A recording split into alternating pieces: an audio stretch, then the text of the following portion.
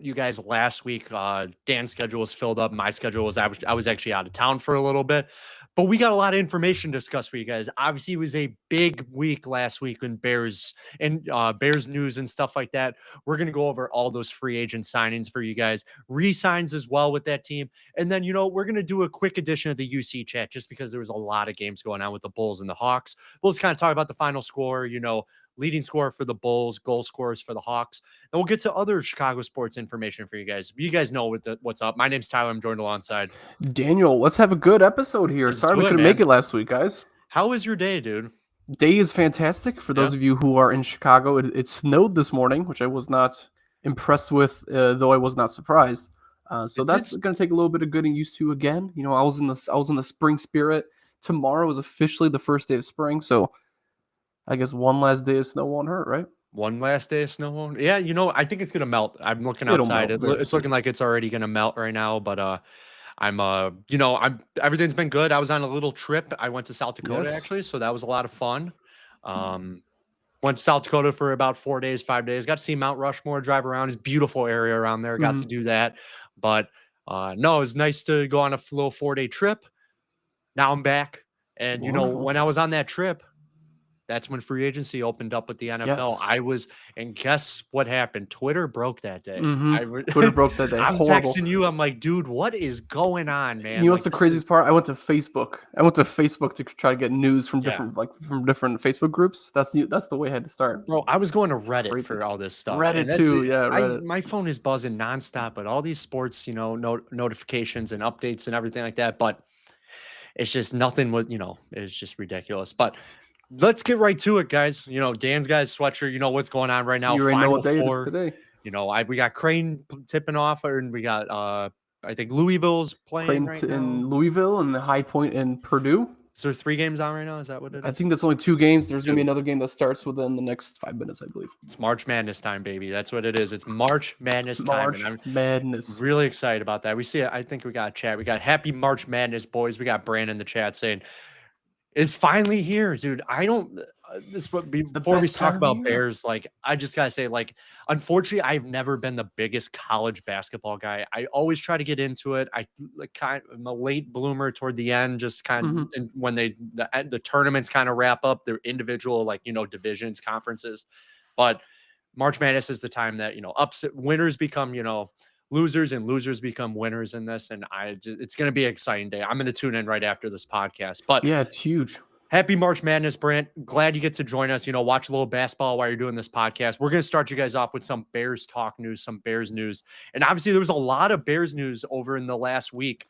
And obviously last week, unfortunately, we didn't get to talk with you guys because we were both a little busy, but the Bears discussion to start you guys off with today, we had a lot of moves, free agent signings, trades going on, extensions within the program. Dan, start us off. What was one of the biggest Bears news that we got? And I know I was beyond excited when I saw this. Twitter was broken when this news broke, and because I was looking all over what's going on, and I did get this notification did push through for me and talk about it for me, man.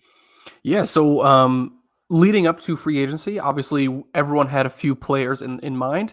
This was one of those players that everyone on Twitter or wherever you look at your sports news knew that this player had to come to the Bears. So center Drew Dahlman from the Atlanta Falcons signed a 3-year, $42 million contract to come to Chicago, including a $6 million signing bonus, $28 million guaranteed, and an average annual salary of $14 million.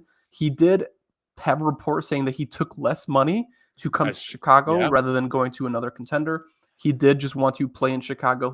He's super impressed with Ben Johnson. He saw how Ben Johnson's previous centers have really become Pro Bowl, centers in their position. So he was really excited about that. Dahlman is 26 years old, and he's been in the league for only 4 years. This is his first free agency, and his decision to come to the Bears was a big one for him. And according to PFF, Dahlman is ranked 4th among centers in the league, and he's also ranked 5th in run blocking. So that's obviously important when you see a player like Bijan running behind him. So he's very excited to have him in Chicago. That's not surprised, but surprised, obviously, because we're building the trenches. That's exactly what we wanted to do. And it only took Ben Johnson and a $13 million a year contract to get that done. Big signing for the Bears. This was the one that I'd been I was waiting on for the Bears to announce hopefully another team wouldn't swoop in and, get Drew Dalman. Mm-hmm. Obviously, like you said, Dan, there was reports that, and it's pretty much confirmed that he would have made more money elsewhere. We don't know where that elsewhere would have been, but there were reports that he would have made more money elsewhere. He decided to take a little bit of a pay cut. He's still making a lot of money with the Bears, obviously, with that Mm-hmm. 4-year contract, making a lot of money as a center. But he obviously, like you said, he trusts Ben Johnson's plan. Clearly, before he signed with the Bears, Jonah Jackson already got traded to the Bears. Joe Thuney already traded to the Bears. So there was already, left tackle and left guard already, but Braxton Jones left tackle. But, the left side and the right side already getting established on that offensive line with the Bears. Darnell Wright, obviously, on that right side, too. And he's like, you know what? All it takes is for me to slide in, and this could be a really complete offensive line. So Drew Dalman signing with the Bears. I was beyond excited. I was smiling for hours after this, this signing with the Bears. Super, super excited for Drew Dalman, and he's really excited. He's a huge position piece. You know what I mean? Him and Ben Johnson might be together for the next 10 years for all we know. So I'm really excited about that, like you said, too. Really excited. He's going to be wearing number 52 for the Chicago Bears, and that was last assigned by Darrell Taylor, and he was a great addition for the Bears last year, too. He had a few weeks where he popped off, got 1 or 2 sacks in those weeks, but Drew Dalman, welcome to the Bears. We are really excited to have you. And this was my number 1 target for the Bears, obviously. Exactly. And this, I know Peter's not in the chat right now, but this was his number 1 target. He was telling me 5 months ago this was his number 1 target. I think in week like 10 of the NFL, he's like, Drew Dalman needs to be priority. And I agree with him, man. And this was a great signing for the Bears. But that was not the only signing for the Bears. We had a few other signings for you. So this was another big sign. I did not expect the Bears to pull this one off. Mm-hmm. The Bears decided to load up a little bit on the defensive end with one of their signings. And this was a big one because this was not the only Atlanta Falcon the Bears did sign. The Bears decided to sign Grady Jarrett, who hours prior was released by the Atlanta Falcons, became a free agent once he was released by the Atlanta Falcons, and the Bears swooped in and got him.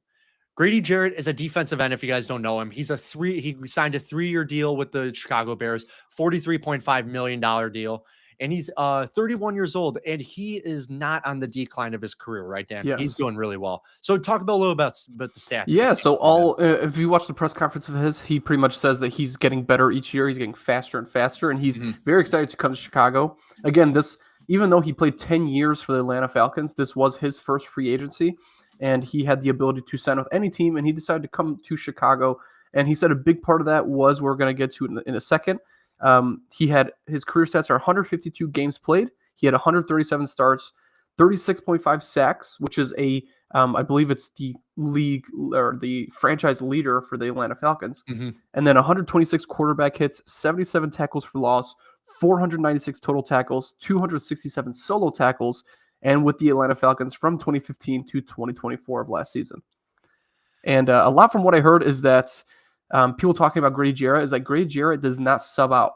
This guy plays all the snaps. He gets all the tackles, and he is a phenomenal starter and finisher, and that's exactly what they know him for. So in 2024, he had 2.5 sacks, 12 quarterback hits, 9 tackles for loss, 53 tackles, 30 of them solo in 17 games played. So he played every single game last season. Yeah. And, he's 31 years old and played every single game last season. Obviously, if you guys have, seen, especially right after that signing with the, Grady Jarrett, there was a lot of report, all these videos flowing around. And there was one video of him talking smack to Jordan Love on the Packers.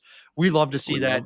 He already loves to talk smack to opposing quarterbacks, especially, on the north side with the Green Bay Packers. But I think this is an awesome signing for the Bears too. I didn't expect this signing. I know we all know that, Ryan Poles does these like sneaky trades, sneaky signings just out of the blue.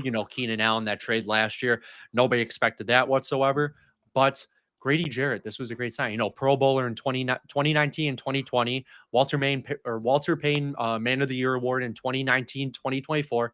And here's a quote from him, from his introductory press conference, because everybody was tuning into all these new players, Drew Dalman, Grady Jarrett. We'll talk about the others as well. But he said the quote during this press conference, "I'm in a special place, in a special time, in a special moment, where I'm supposed to be. I'm really trusting the process, and that's how I got here."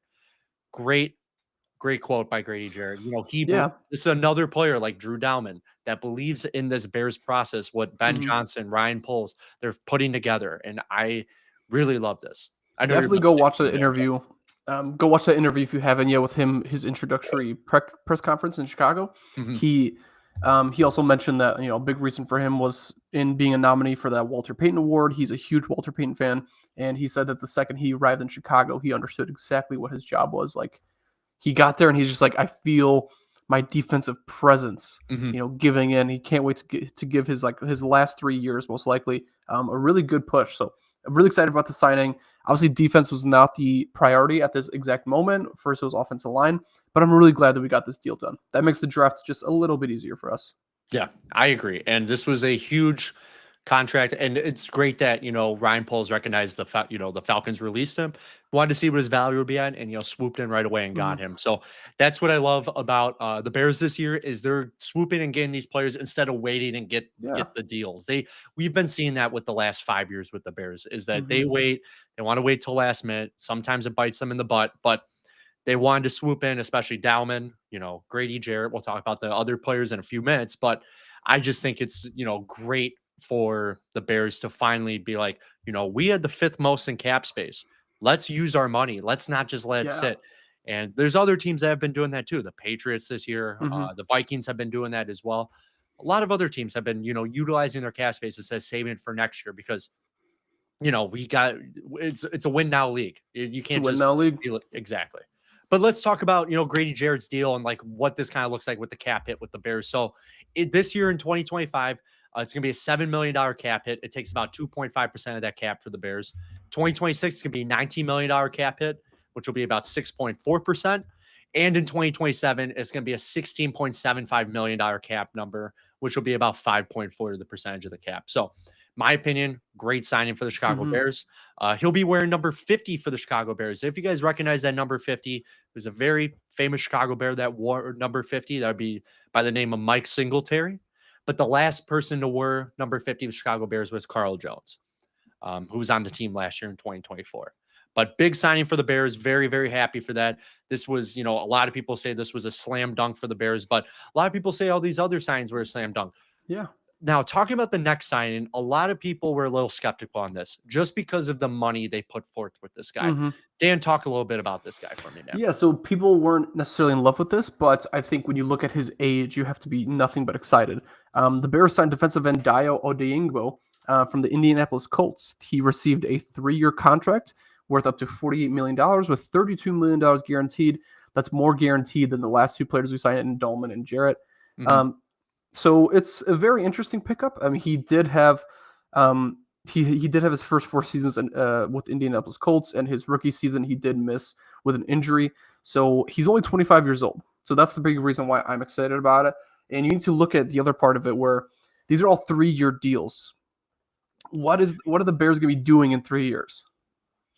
It's competing, Yeah, exactly. competing and paying Caleb and Rome Odunze their new Later contracts. on. Yeah. So these are all contracts that are going to happen. Whereas if we can get the team to a point where we can be good at that point, then these contracts won't mean so much because we have other players to pay. But Mhm. I do enjoy the signing. He's very young, very good energy, and he's someone that's going to be in and out. I'm not necessarily sure he's going to be a starter, but he's definitely going to be in and out, and he's going to be playing at least 70% of the snaps each game. And he will be wearing number 55 for the Bears, which was last assigned to Jacob Martin. Mhm. And No, yeah. I'm a big fan of this sign. I'm I a fan really of it. It's am. defense, defense, and this is Dennis Allen's happy. This is a Dennis Allen type player, so I'm I'm okay with it. I I got no I problems. know a lot of people are talking about, he hasn't really proved anything, but dude, like you said, he's 25. This is why I got to talk about with this. I trust Dennis Allen and his defensive vision. I know when he recognizes a player that, is going to be good in the league, and Yeah, he's been around defense for a long time. This is a little bit of a gamble for the Bears, but I am willing to take this gamble. I've I been agree. watching clips and videos of this guy. He is nasty off the line. He can, break through these offensive linemen.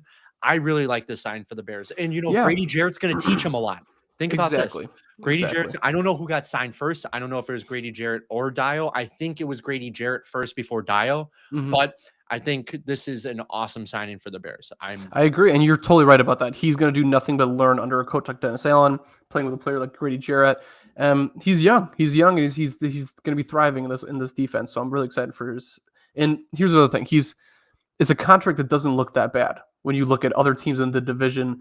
Whereas, other teams have paid absolutely too much for players. Like I'm thinking of the Packers with Aaron Glenn, $106 million for 5 years. Like, oh my, that's a lot of money. And so when you're looking at the Bears, spending $45 million on a defensive end isn't the end of the world, especially since we got two of them for a bargain under $100 million. I agree. And I just think this is one of those signings that, just play it out. Let's just see how it goes. And it's just sometimes going to swing and see what happens. And I think this is one of those things that Ryan Poles, he obviously talked to Dennis Allen, talked to Ben Johnson. They recognize talent. And I think this is going to be a great signing for the Bears as well. But we got a few more signs to go over with you guys. And then we'll talk about, Bears re-signings as well. That's going to be a little bit more of a quicker topic. But Bears did add another player to the roster, and this player would be a little bit on the speedster end. So this is going to be on the offensive side of the ball for the Bears. Obviously with the rumors of Keenan Allen not potentially, re-sign with the Bears. He hasn't signed with any team yet, but he's probably going to want a lot of money. Ryan Poles recognized that he needed to potentially fill, the slot position for the Bears, and the Bears decided to sign wide receiver Olamide Zaccheaus. And Zaccheaus is from the Washington Commanders, who last played obviously with Jaden Daniels. And let's talk a little bit about Zaccheaus. So this contract with him is going to be a 1-year deal with the Chicago Bears. Make it or break it year. If you're going to, perform well, we'll re-sign you again. But let's just see what's going to happen in 1 year. Let's talk about his stats in 2024. 45 catches, 506 receiving yards, and 3 touchdowns. Pretty good stats, in my opinion. And this is a cheap deal as well for, the Bears. He's 27 years old.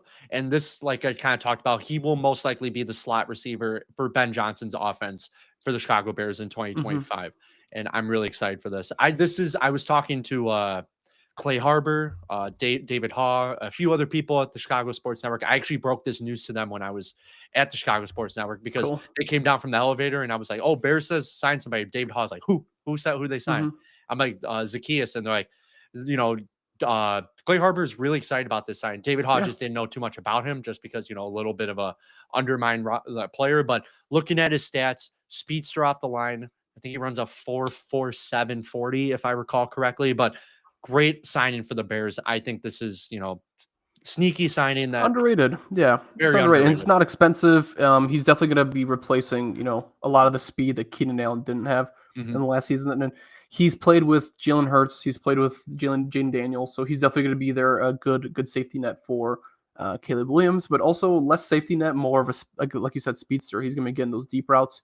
Jameson Williams' role is kind of the role that I immediately visioned. He's someone that's going to get those deep threats, those deep balls. He's going to be in lead for a lot of trickery plays. So I'm really excited for that. And I think he was excited too in his press conference that I watched last night. He looked very excited. And the big theme for him was Caleb. I'm really excited to play with Caleb. So that's good, especially coming back from another rookie quarterback. Yeah. And he knows, how the rookies are going to perform, and he's excited to be with Caleb. We got one more signing for you guys to talk about. This actually broke yesterday. The Bears decided to add some players to their special teams as well. DeAndre Carter just signed with another team. I forgot what team it was. Just signed with it yesterday. I broke that news. So special teams, needed to fill a gap, with DeAndre Carter gone. And the Bears, I'm actually very excited by this signing. I'm excited by all these signings. But the Bears decided to sign Devin Duvernay from, Duvernay. Oh, my gosh. But really excited. Actually, before we go into that, I forgot to say that Zaccheaus is going to wear number 14. Last worn by Gerald Everett, the tight end of the Bears. That's fine by me. Duvernay. So let's talk about him. He's going to be on the special teams for the Chicago Bears. He might come in wide receiver once in a while because, he's another speedster. We know Ben Johnson likes, his speedster. But Dan, talk a little bit about him. Yeah, so Devin Duvernay, I'm sure you've heard about him. He has a famous Pro Bowl returner and most accurately known for his, I believe he had a punt return touchdown in the playoffs for the Jacksonville Jaguars. Yeah. No, I think it was for. Sorry, what was his last team? Baltimore Ravens in the last 2 seasons in a playoff game. So that was really impressive of him. They signed him to a 1-year deal. Devin Duvernay is 27 years old. He is a wide receiver and mostly a return specialist. He's played 72 games. So that's a pretty good experience there. He mainly played with the Baltimore Ravens for 3 seasons, 2020 to 2023, Jacksonville Jaguars last season, 2024. And then as a wideout, he's collected 105 catches, 977 receiving yards, and scored 5 touchdowns. He was a 2-time Pro Bowler in the year 2021 and 2022 with Baltimore Ravens. So he's a veteran. He's a stud. And last season, he was definitely very, very involved in that Jacksonville offense. Mm-hmm. So it's going to be nice to see him in there. Ben Johnson just wanted someone he can trust. He wants someone that can catch the ball. Tyler Scott did okay. DeAndre Carter was fine. Devin Duvernay is probably the best you can get. You know, if it's not Kevontae Turpin, which I believe is who is the highest paid return specialist of the Cowboys right now. He was a first player signed, I believe, in free agency. So that's pretty impressive. Actually, no, I believe Drew Dahlman was the first signing of free agency. I think it was. The Bears did that last year too. I think. Yeah, we had the first signing. Who did the Bears sign last year? I forgot. Oh, Kevin Byard. That was the Kevin first. Byard, yes. I was at the car wash washing my car, and I got a buzz that Kevin Byard's going to sign with the Bears. It was the first signing in free agency. I remember that. So then the Bears, you know, obviously one of the last signs that we've seen, Devin Duvernay. I'm really excited by this. He's going to be a great special teams player by the Bears. But huge signing. He's going to be wearing number 12. And guess who wore number 12 last? The other kick returner. Yes. The guy who could not catch a kick, Velus Jones. Yes. So he's going to be wearing number 12 for the Chicago. Can we also just cover, before we go into re-signings, we just cover the idea that Keenan Allen and Tevin Jenkins have yet to find teams? Yeah. I think people realize that, you know, obviously Keenan Allen's age could reflect on how much money he also wants as well. He probably wants a little too much money. And also Tevin Jenkins, his injury, you know, habits in the last few years. I think that's a big thing. Good thing we filled those gaps. That's all I'm saying. Exactly. You're exactly right. But let's get into let's get into the players that have re-signed with the Bears. So this is going to be lot. We got a little bit of players, you know, they're not like about 20 of them, but we only got like probably 4 or 5 players to talk about that they've re-signed with the Bears. Talking about the first one, Travis Homer, running back for the Bears, re-signed for a 1-year deal, mainly for special teams. He's good at run blocking as well. When I was looking at reports on Twitter, why he re-signed, good on run blocking. But yeah, he re-signed with the Chicago Bears, 1-year deal. A few other players. Danny, take this name. I'll take this one. I'm ready for it. Linebacker Amen Ogbongbemiga. There you go. Right? He re-signed for a 2-year deal worth $5 million. I really like the signing. He's a huge energy, especially with the way that the linebackers played last year. I feel like whenever he was on the field, he had just way more energy than TJ or just anybody in that offense. And especially with Jack Sanborn signing with the Cowboys and recent Bears coach Matt Eberflus on the defensive side, he is going to be a great replacement for that. I don't see him playing middle linebacker. I definitely see him playing a little bit more on the edge there, but he is a great addition here. 2 years for $5 million. That's cheap money. I'm glad he's back. And he's a good wrecking force, you know, on that. Yeah, I really like him too. And then one more player that re-signed with the Bears, long snapper Scott Daly re-signed with the Bears, a 1-year deal. He's going to be filling in with that long snapper role. So that's that. And we're definitely not done here. There's definitely going to be a few more signings gone here or there. There was a couple random signings we said earlier. There was like a linebacker Swayze from the Chiefs, and there's the offensive lineman that we got. Those seem to be more like practice squad players from the way that these reports are going. But still, this is not the last signings, and yet there's the most important parts of the offseason coming up next, and that's what we're going to talk about here a little bit, touch on. Yeah, so, you know, obviously that is all we got for the Bears, but before we end this off, I kind of want to just talk about, like, you know, all the free agent signings that the Bears did, all those re-signings. How does that affect the draft in 2025 with the Bears? You know, talking about it, I know we discussed with you guys probably a few weeks ago, even months ago. You know, it depends on what the Bears do in free agency, reflects what they can do in the draft. If they can tackle the offensive line, center position, they can be a little more flexible. And that's exactly what they did. So basically the Bears targets with the number 10 pick. You know, they obviously, we got our center lockdown. We got Joe Tooney. We got Jonah Jackson. And, Braxton Jones on the left tackle side. We got Darnell Wright on the right side. That opens up a lot of doors for the Bears, the number 10 pick. It opens up the doors for the Bears to potentially move down if somebody is very eager and will give us some, lot of value at the number 10 if there's nobody there for the Bears to select a number 10 that they deem worth number 10 material. Mhm. But basically, like we just said, they established that O-line. Now, who could they tackle at the number 10 pick? I'm looking at mock drafts everywhere. Every day they fluctuate. There's a lot of names I actually seen for the first time in the last few days, but names I've been seeing flowing around with the number 10 pick that have popped up more recently than others are Will Campbell if he slips to us. Kelvin Banks Jr. seems like he'd be slain or sitting at number 10 for us. So if Ryan Poles decides to, pull the trigger on another offensive tackle, offensive lineman, seems like that would be it. Armand Membu, if he decides to slip to number 10, I'm seeing him getting picked in the top 10. But the big name that has been flowing around Bears Nation right now, if he decides to slip to number 10, the main team, number 6 Raiders that they would draft him would be obviously running back Ashton Jeanty out of Boise State. Now, with that being said, obviously it depends on teams 1 through 9, what they pick. Who do you kind of like at number 10, Dan? I know you take a sip of water right now, but who do you like at number 10? I love the way you said that because, yes, it opens it up drastically, the way the Bears can make moves here. Mm-hmm. But do we shy away from the idea of, hey, this offensive line's built, but you got to be able to preserve it? And there's a lot more when it comes to length of the season. They're about to extend the season to 18 games the season after next year. So it would be very important to kind of build into the depth still. If Ashton Jeanty is there at 10, I'll take Ashton Jeanty as my number 1 option. Yes, I think he is going to have an immediate impact. I like him next to DeAndre Swift. I think they're going to be very, very good together.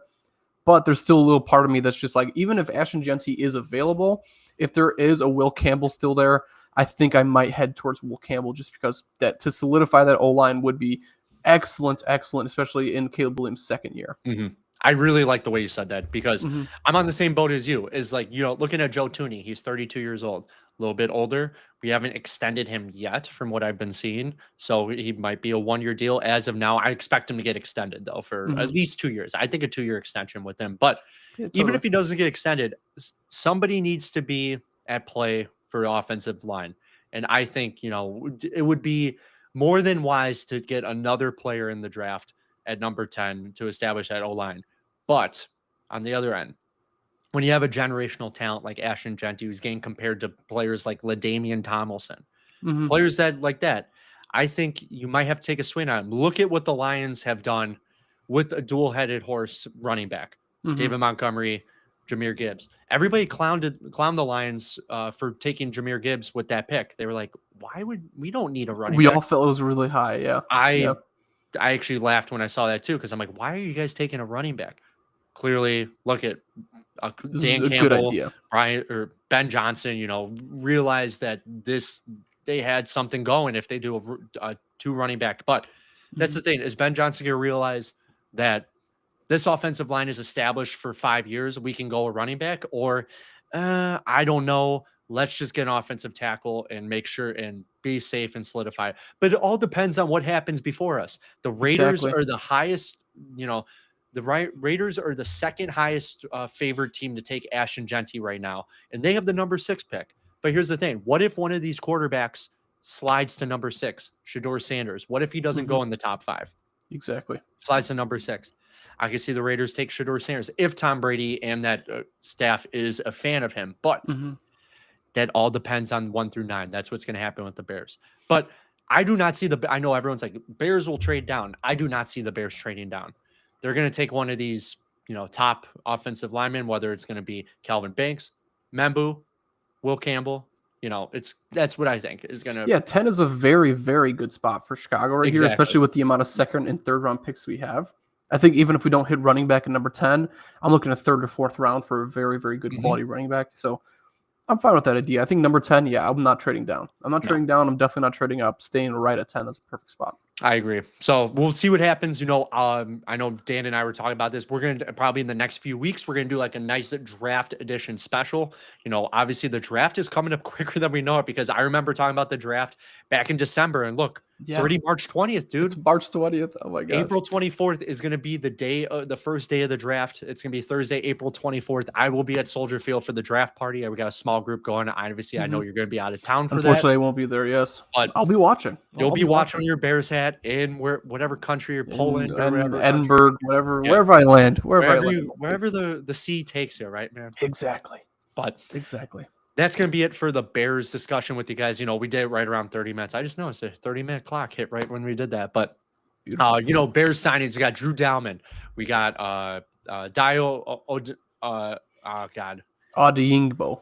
Yeah. Odeyingbo. Odeyingbo. Yeah, there we go. I'm trying to think of the other signs. Oh, we got Devin Duvernay. We got, all these other signs. I'm not going to list all of them, but lots of signs for the Bears, lots of re-signings. Draft time's upon us.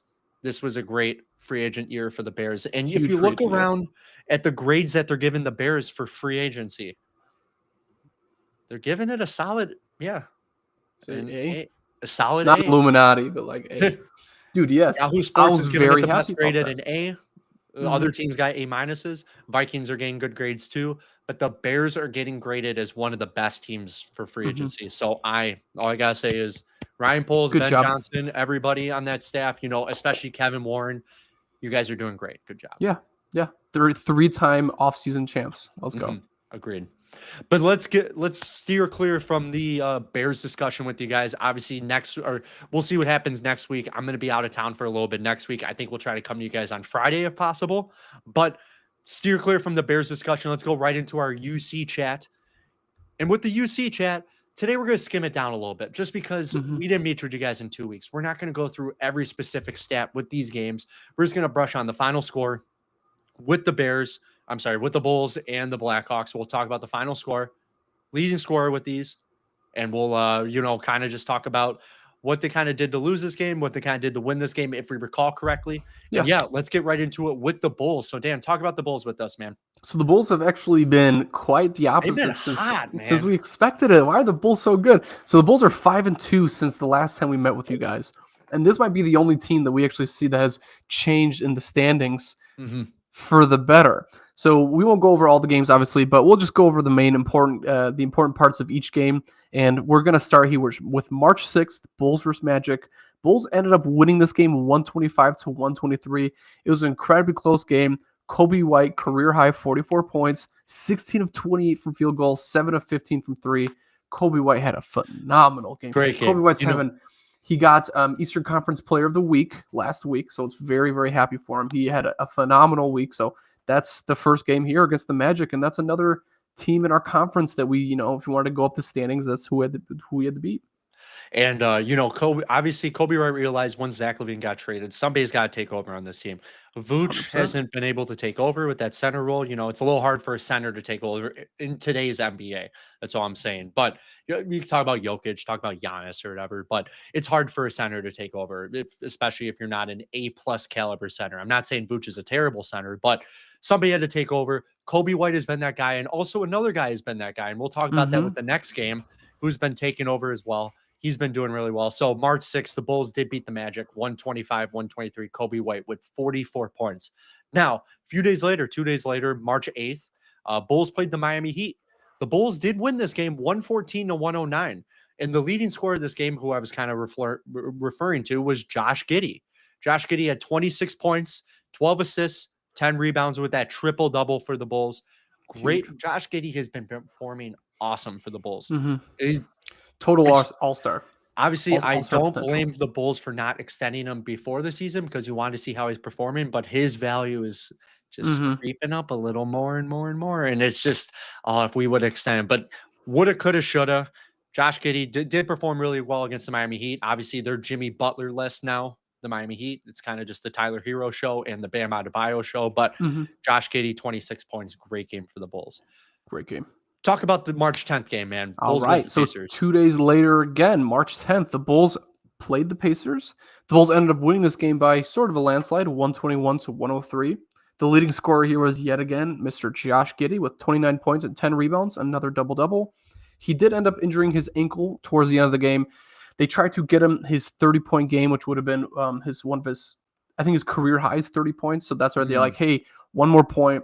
Let's get him in there for the last 2 minutes. And he ended up injuring his ankle, which was the same ankle injury he had in the Olympics, which did sideline him for two weeks. It was a bit of a tough one because you could tell he was very angry about it. But after getting a little bit more testing after the game, they found out that the ankle injury was not as severe, and so he was only supposed to miss 2 to 4 games. He did end up coming back for last night's game. So thank God that he didn't miss too much, because we'll show you why it's actually important in the standings, is why it's important to have this Bulls team actually a little bit healthy for those upcoming games. So that is the March 10th game. And so the Bulls did have a 3-day break after that. The Bulls then did host the Nets on March 13th. The Bulls also won this game too, 116 to 110. That is a 3-game winning streak. Let me just make sure. That is a 4-game winning streak for the Bulls. It's the longest winning streak of the year. And here the leading scorer was Kobe White with 31 points, 7 rebounds, and 4 assists. I was at the United Center that night working for Chicago You Sports were? Network, Oh my gosh. and they trailed this game a little bit, and they made this huge comeback in the fourth quarter. Great game for the Bulls. Kobe White, obviously, like we were just talking about, somebody needs to take over. Kobe White taking over with 31 points. Great game for the Chicago Bulls. Huge game. But yeah, a few more games to quickly discuss with you guys with the Bulls. Obviously, you're not going to go into super quick detail just because it would take 3 hours of our time. But March 15th, the Bulls played the Rockets. Bulls lost this game, unfortunately, 117 to 114. It was a competitive game, though. Obviously, it was a 3-point game. Bulls leading scorer of this game was Kobe White. Another Kobe White good game, 23 points, 7 rebounds, 4 assists. But this was the bad margin for Kobe White. 1 of 7 from 3-pointers. So just could not connect from 3-point. And it being a 3-point game, yeah, you kind of see the difference there, right? Yeah. Yeah. But so that was what, if we talk about a 5-game winning streak leading into the Rockets game. So yes, lost indeed. the game. So But Rockets are a good team this year. If I recall correctly, I got to look at their standings. Seed. They're the second in the West right now. I got to look. Dude, you're right. I think it's the first time since like James Harden. Yeah, first time in like 10 years. They are 1 game back or 1 game in front of the Lakers. The Lakers are in the 3rd slot right now. But yeah, it's the Rockets have been surprising. They're another team. It's like the Pistons, young talent that have been, just waiting for them to all click together and they'll perform well. Pistons are the 6th seed right now. Houston's the 2nd seed. And they're, you got great players on that team. I can't remember the power forward's name for Houston. For Houston, Trey. No, it's Murphy the third, something. Who's the center then? Alperen Sengun. Yeah, Sengun. Yeah. Sengun, yeah. He's a good player. Yeah, he's good. But yeah, we got 2 more games to discuss for you guys. And Dan, I'll let you take this over because I will gladly take this one over. So March 17th, Lucky Day, St. Patrick's Day, which is also known as my birthday. I had a very lovely celebration. Happy birthday. 26 years old. 26 years old is a beautiful age because I have to start paying health insurance. Insurance sucks. So that part sucked. But hey, Bulls versus Jazz couldn't help for a better game. It's the Talen Horton-Tucker reunion with his home team, the team that took him. THT. So the Bulls end up winning this game 111 to 97. It's a bit of a blowout there. The Bulls' leading scorer was Kobe White with 26 points. Guys, Kobe White is having one of the most wonderful stretches of his entire career. We have to be a huge, be thankful for Kobe here. And what's the last game here, Tyler? This was yesterday night. Yeah, we had one last game to talk with you guys about, and that was the Bulls against the Suns in Phoenix. This was a late night start. This was a 9 p.m. start. We're on a nice West Coast trip right now, which is not nice because being a Bulls fan, the Central Time, that means the games are going to be starting at 8, 9, 9:30. It was late. It was the late. game ended. The game ended, and I was like waking up, like it was crazy. 11 o'clock, 11:30, I think it ended. But Bulls lost this game 127 to 121. Bulls leading scorer of this game, once again, Kobe White, 24 points, 6 rebounds, 5 assists. Unfortunately for the Bulls, they did actually, I looked at this, the margin for this game, they were down by 21 points at one time, or 19 or 21. One of those two, I forgot. But they did end up bringing this game within 5 points. Just Devin Booker took over in the fourth quarter. He had 20 points in the fourth quarter, 40 overall points. But yeah, this was it's a hard game. Phoenix, it's impressive. If looking at their standings right now, they're 10th in the West. They are not as bad. They are not as bad on paper as they are with their standings. That's all I got to say. It's a huge with point. Kevin Durant, Devin Booker. I feel like every time the Bulls play the Phoenix Suns, Devin Booker always takes over. I saw them a game 2 years ago at the United Center. It was Bulls against Suns. He had 48 points or something. I went with our buddy Luke, who's a huge Phoenix Suns fan. I was like, dude, of course, Devin Booker. Why can't it happen? Yeah, it's like, yeah, I know, I get it. And my buddy from Phoenix messaged me, actually my cousin, and he told me, he's like, man, why did Chicago have to beat Phoenix? He's like, why did you guys have to lose that game? why did Phoenix have to win? Because he wants Phoenix to get a better draft pick. And I was like, thank you for beating us. Thank you, sir, because we want a better draft pick. So it's very funny how that goes back and forth. But one thing I can say about the Bulls is that a lot of the losses that we have here, again, 3-point loss, 5-point loss, I couldn't be happier with this. This isn't a 30-point loss. This isn't a disgusting. Not like those Pistons games Mitchell before the All-Star break. Remember those? Yeah, dude. Like, this is some yeah. different energy here, and like this Bulls team looks better. This team looks better than other teams in the league, which I'm really excited about. And it's weird. We want the draft pick. Do we not want the draft pick? Who even cares at this point? I'm just happy that I'm watching good basketball. And let's get into this part. So the Bulls are 29-40. One more win would make them 30-40, and we have some movement here. The Bulls are now 9th in the Eastern Conference. We're going up. Currently tied with the Miami Heat. I'm looking right now. So they're 29-40 as well. They're 27 games back. So are we at 27 games back. The team above us in standings at the 8th spot is the Orlando Magic at 32-38 at 24.5 games. So it is a 2.5 game difference between the 8th and the 9th seed for the Chicago Bulls. It's doable. It's doable, guys. Like, Dan, just bouncing back what you said before, this Bulls team right now. Without Zach, with the Bulls with Zach LaVine and DeMar DeRozan, DeMar was last season, LaVine was half of this season. It seemed like LaVine had to be the guy to, take over. He was the one guy that had to take over. Now with him off the team, I'm not saying he was the cause for them losing, but the Bulls realized, we don't have just one guy that could take over. You're looking at the games we just talked about. Yeah. Some nights it was Josh Giddey. Some nights it was Kobe White taking over. But this is becoming more of a team effort for the Bulls. That's why I'm noticing. I'm not saying that, it wasn't a team effort with Zach LaVine, but we realized the ball kind of had to run through Zach LaVine in order for, points to happen. But I do think this team is looking more well-established without Zach LaVine on the court. And now talking about the next 3 games with the Bulls, we get to see a former Bull that I was just talking about. Dan, talk about this for me, man. All right. So on the 20th, that is tonight at 9 p.m., we are on our West Coast road trip here. So the Bulls are taking on the Sacramento Kings in Sacramento. 2 former Bulls playing against their former teammates. So that's going to be very, very exciting. This is obviously DeMar DeRozan. We loved him, and Zach LaVine was one of the best members of the Chicago Bulls in my generation. So this is going to be a very, very exciting night, and I'm sure they're both going to get pretty major shout-outs from our team. Yeah, so very excited. It's going to be a late game, though. It's going to be a 9 p.m. start like we just talked about. They're on a West Coast trip right now. 9 p.m. game, Bulls against the Kings. If you guys are up, check it out. It should be a good game. I expect, good, relationship between, obviously, LaVine and DeMar. There was no, hate with them leaving the Bulls. But 2 more games discussed within the next 3. They're going to have a day off, and then they're going to be Bulls against the Lakers in Los Angeles, and that's a late start for you guys. 9:30 start for the Bulls. Yikes. And then they get 2 days off. Monday, they're going to be Bulls against the Denver Nuggets in Denver. So, next 3 for the Bulls. 3 important games, yeah. Kings, Lakers, Nuggets. And let's look at their standings real quick before we kind of wrap that up. So, Kings are sitting at the 9th spot, so they are 35-33. The Lakers are the 3rd place in the West at 43-25, and the Nuggets are right below the Lakers at 4th place, 44-26. So some good teams are playing coming up. They're not like, bottom of the standings, but they're good teams coming up for them. Exactly. So Kings, Lakers, Nuggets for the Chicago Bulls coming up. And we'll talk about the next week with you guys, those scores with the Chicago Bulls. But let's steer clear out of Bulls talk with you guys, and let's go right into the Blackhawks chat. So we're quick, just like we did with the Bulls, we're going to quickly just talk about final score. I'm going to talk about the Blackhawks goal scorers, Dan and I will.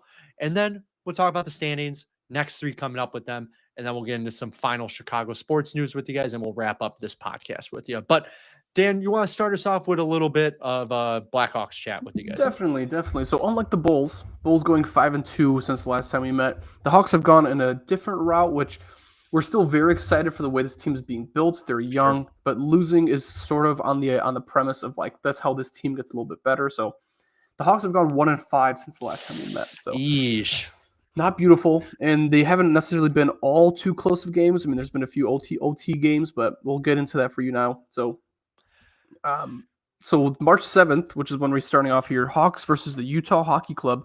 This is the one win that the Hawks did end up having. So we won 4-3 in overtime.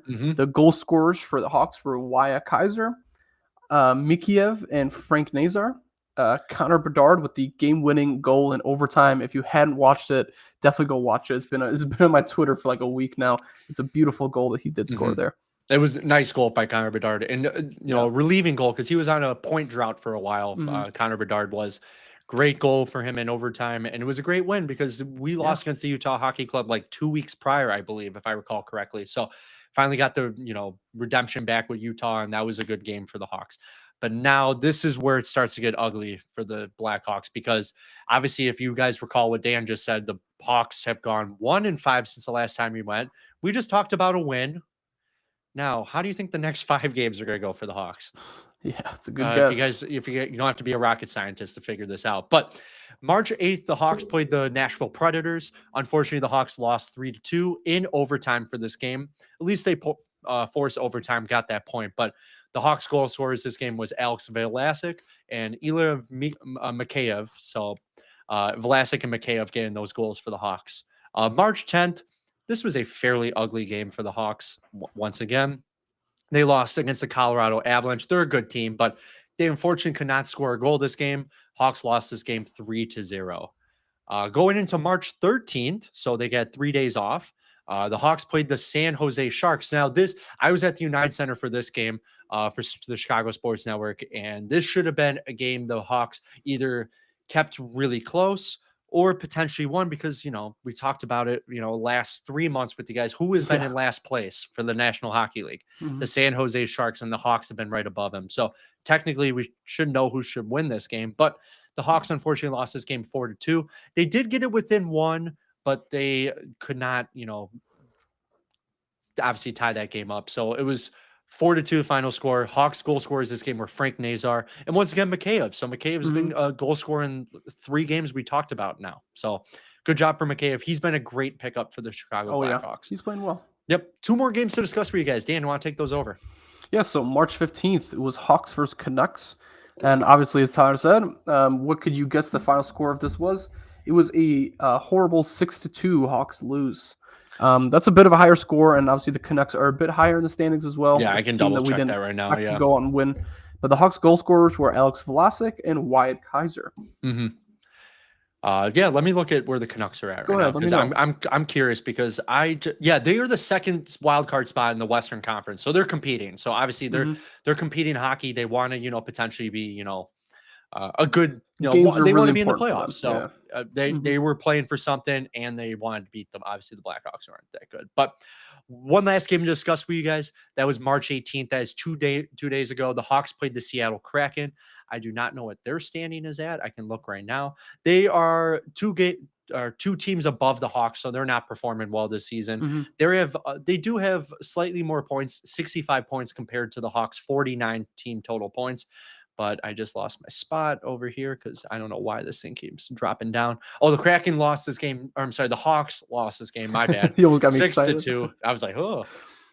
Hawks goal scorers this game were Connor Bedard, which was a very nice goal for Connor Bedard in power play. I don't know if you saw this one. He dribbled I don't know if you call it dribbling the puck, but just dribbling the puck on the left side, slap shot. It bounced off somebody's skate, went right in. He was like, oh, okay. Very beautiful. Score, but it was nice. And Tyler Bertuzzi got back on the point scoring for him. Connor Bedard and Bertuzzi with goal scorers. Unfortunately, the Hawks lost this game. So obviously, since last time we met you, Hawks on a little bit of a landslide. One win, 5 losses. Hawks are currently on a 5-game losing streak. Yikes for the Chicago Blackhawks. Yikes. But let's talk about their standings real quick. Hawks are 20, 39, and 9 with 46 points. That would be for the third month in a row, second to last in the league. San Jose is the last place team in the league. And let's talk about the next 3 games, Dan. You want to talk about those? Of course. So tonight at 7:30, which is not as late as usually these Bulls games that we're seeing. It's a 7:30 game tonight. The Hawks play the Los Angeles Kings back home here at the United Center. And then that following Saturday on the 22nd, the Hawks are playing the St. Louis Blues, which has been some sort of a rivalry this season, even though we haven't beat them at all. And that game is in St. Louis. So that's going to be a very, very fun game. And then the last one here on Sunday, the 23rd, Hawks are playing the Philadelphia Flyers back at the United Center. Okay. Do we win any of these games? I Do know the we Kings win are any of Kings these are games? pretty good. Blues have beat us twice in a row, and then Flyers. Flyers have any energy or what? Okay, so last time we played the Canes, we won, if I recall correctly. I think we Okay, beat the yes, Canes I think you're correctly. actually So, right. Yeah. but I'm just looking right now, they are third in the Western Conference for playoffs. So they are competing right now. They want to stay at that spot. It is all I got to tell you guys, if you guys don't watch a lot of NHL, this might be the years because you guys got to look at all the standings and how Oh yeah. close they are because it is a nail biter with all these teams. So I could see it's hard to say. I can see the Hawks win against the Canes tonight and at the United Center in front of their home fans. In St. Louis, unfortunately, I see a loss just because it is in St. Louis and looking at Hmm. where the St. Louis Blues are at, they are tied with the Canucks and they want to get in that wild card. They are right below them in that wild card spot. And talking about the other team, the Flyers, I could see a win against the Flyers because they are I can not a see a good win. team. They are second to last in the Eastern Conference. So just like the Hawks are second to last in the Western Conference, they are second to last in the Eastern Conference. I could see 2 wins in the next 3, but I'm always optimistic. A little Yeah, too 2 wins optimistic. would be But very nice. so we next 3 for the Hawks for you guys. Canes tonight at the United Center, 7:30. St. Louis Blues and the Flyers. So that look forward to those games. Hopefully you can come out with a win or 2. That would be great. Obviously, I don't expect 3, but that would be great. That'd be great if we can get a win or 2. But that's pretty much going to wrap up the Hawks with us for you guys. Obviously, just quickly brushing over that. And let's get into other Chicago sports news. So, if you guys didn't hear, the MLB season already opened up. It just started. Regular season. It's a little weird how this is going to work. So, they did 2 regular season games in Tokyo. It's going to be they're back to spring training and then they go back to their, obviously their home cities, a little bit of a break, go back into a regular season. They wanted to do something a little different this year with the Tokyo series. And guess who got to open up with that? Yes. Cubs and the Dodgers. Dan, talk about that for me, man. So Cubs Dodgers. Before we get into any of the scores, this was a magical opportunity for Chicago. This was huge because Chicago has been very, very formal with their connection to Japanese roots, going all the way to Fukudome. Like these players loved playing in Japan, and it was very, very important for players like Imanaga and Suzuki, Suzuki Otani, and Tani. Like there's so many players. The new pitcher for the Roki Dodgers. Sasaki. Yeah, yes. He performed very well. Yeah. Other guy who I can't remember name is another starting pitcher for the Dodgers. Mm-hmm. But yeah, this was like you said, Dan, a great homecoming for him. And these teams also got to play little scrimmage games against other Japanese teams as well when they were in Tokyo. It was really cool that they got to do that. But yeah, like you're kind of talking about this was a really cool opportunity. Sorry, I didn't mean to cut you off. No, you're exactly cool. right. But Dan, talk about these games just a little bit for me. Yeah, if you don't mind. Obviously opening up. Unfortunately for the Cubs, they did end up losing both games. It seems a little bit more played out, foreplayed in the idea that obviously it's the Dodgers. People in Tokyo are crazy for the Dodgers, Stacked team. so Yeah, they're very, very stacked team. Yeah. We did expect the Cubs to kind of pull out one of these games. But with both games starting at 5:10 a.m., none of us really knew the scores that early in the morning. I woke up, man, unfortunately. I watched the first one, but trust me, I was not all there. I was not all together there. The Cubs lost game 1 4-1, and they lost game 2 6-3. The second game was a little bit more fun because Matt Shaw had a little bit more of a fun energy to try to watch that series. But good defense at third base by Matt Shaw too. It was really good. Defense. But yeah, if you guys didn't know this, so obviously kind of talk about these were regular season games. So these games are going to count toward their regular season record. Dodgers are going to start the season 2-0. Cubs are going to start the season 0-2 once their opening day kicks off. So so just want to let you guys know about that. But yeah, that's pretty much all that we got for the Cubs with you guys. So obviously those 2 games in Tokyo, they did fly back already. They are back in Arizona for spring training. They got a few more spring training games, and then they're going to come back to, I believe, if I recall correctly, the Cubs Padres at home, right? Do the Cubs start at home? That's what I got to remember. I do not know if the Cubs start at home. I'm not sure. I feel like they might. I'm looking right now. So I just was like, do the Cubs start at home? I don't think they start at home. I think they start in Oakland, if I recall. Okay. They start in Oakland. They do. They start in Oakland, and then they come back, and it's going to be Padres at home to start Padres at home. Opening day at Wrigley. So nice. That's exciting. But yeah, 3-game series against Oakland, and then they're going to come back to Wrigley. But That's not all the MLB news we got for you guys. We got some other fun Yeah, MLB some news for you guys. interesting news here. This was all over Twitter yesterday. So with opening day obviously just a week away, the White Sox have introduced their new food and beverage offerings for the 2025 season. And obviously you guys have probably seen one of them flown around. You know, obviously last season they introduced the Campfire milkshake, probably has about 3,500 calories and like Mhm. 9 billion grams of sugar. But they offered one more milkshake this year, Dan. What would that be? There's the celebration. That's the worst team in the league celebration cake shake, they call it. I saw a tweet that was like, catch me in the bleachers down when the White Sox are down 9-0, drinking a celebration cake shake. Yeah, was- good luck. I yeah. might have to. I haven't tried any of them from last season, but let's I get through the didn't list either. first, Yeah. and then maybe pick out what your favorite might Yeah, be this here. would be good. So we got the celebration cake shake, strawberry cream nachos, Ooh, patty melt, the Shy Italian, Mm-hmm. the All Pro, 35th Street Reuben, Lucky Korean corn dogs and bubble waffles, Fuku chicken, and seasonal roasted vegetable conscious. Couscous. That's what it's called. That's what it's called. Couscous. Yeah. Couscous. You was about to say conscious. I don't know what the dude. I'm not good with Couscous. it. Never had couscous. So let's look at the food menu items, and I want to look at what like is on each of these because Yeah. we're kind of wrapping up this episode of that. But I saw a photo of the patty melt and I almost All about died. It you're all looked about the so patty melt? good. It looked looked so good. Okay, so the celebration cake milkshake is birthday cake ice cream, confetti cake, pinwheel cookie, and a cherry. Mm. Okay, so there you go with that. Strawberry cream nachos is cinnamon crispy or wow, gee, I need to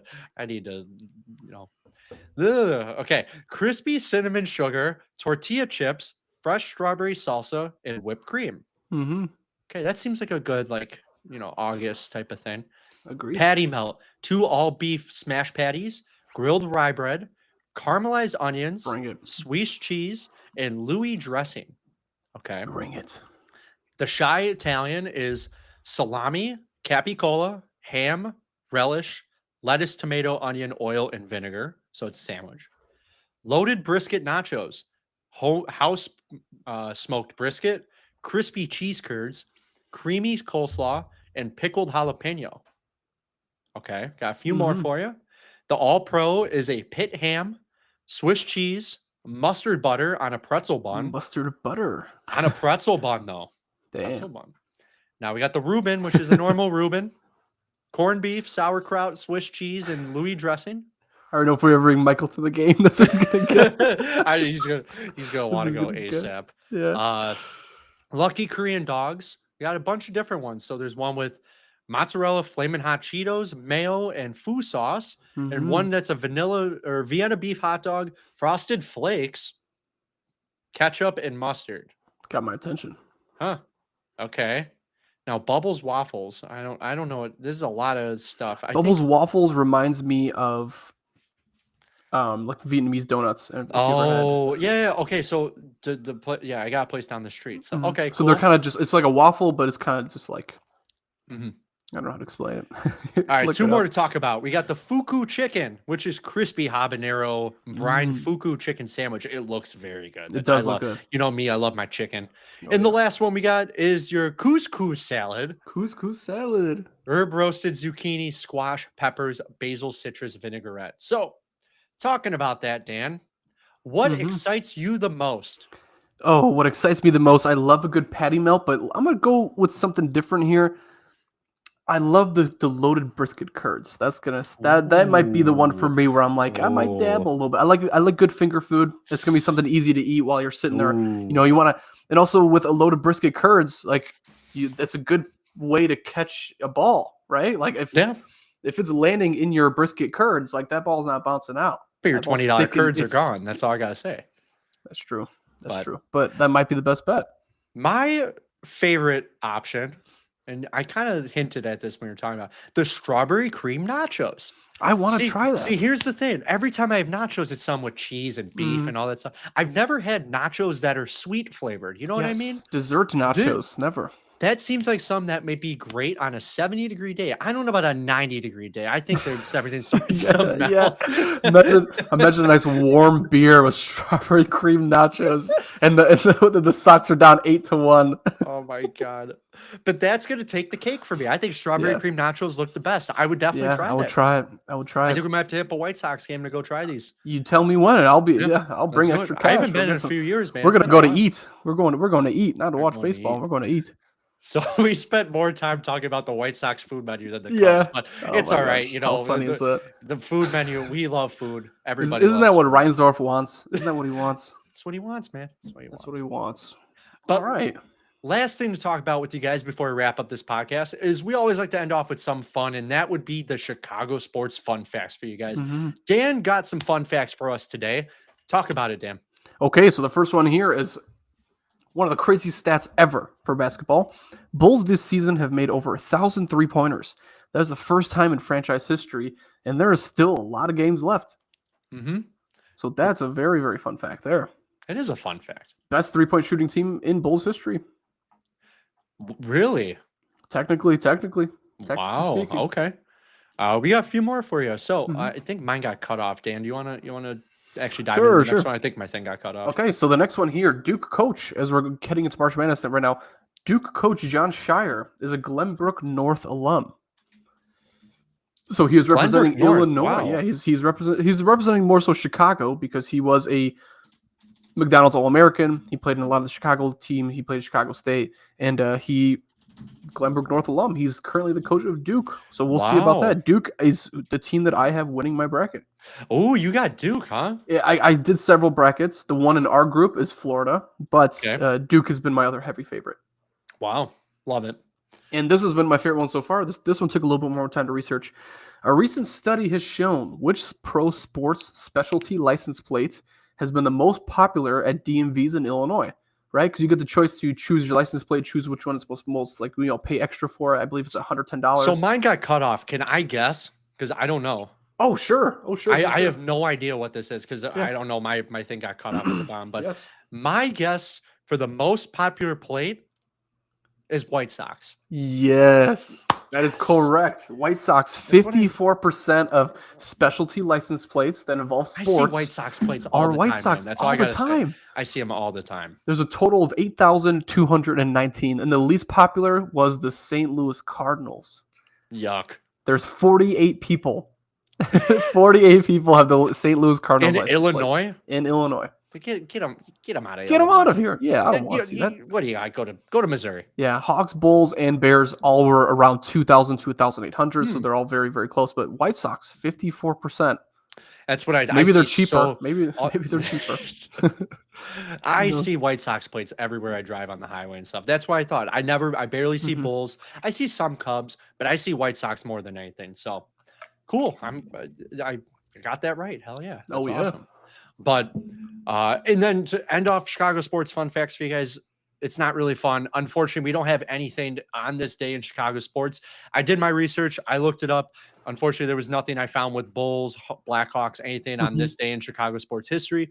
But next time with you guys, we'll get some. But I think the license plate one is a fun one to end it off. That's a fun one indeed. Yeah. Purdue that is up 5 on High Point. Sorry. Purdue's up on 5? Okay. Ooh, only 5.